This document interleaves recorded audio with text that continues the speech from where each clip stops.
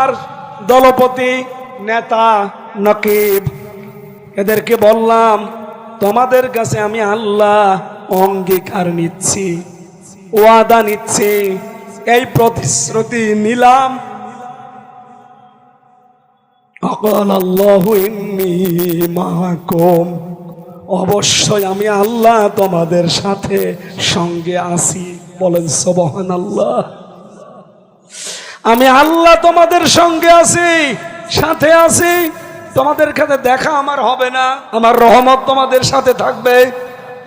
যদি দুনিয়াতে যেয়ে নিজ নিজ এলাকায় যেয়ে 5টা কাজ করতে পারো, এই 5টা কাজের আঞ্জাম যদি দিতে পারো নিজেদের এলাকায়, তোমরা তো এক একটা গোত্রের অধিপতি, দলপতি, নেতা, এমপি, মন্ত্রী যাই বলেন, এক এক এলাকার জন্য, এক এক জেলার জন্য এক একজন এসেছো।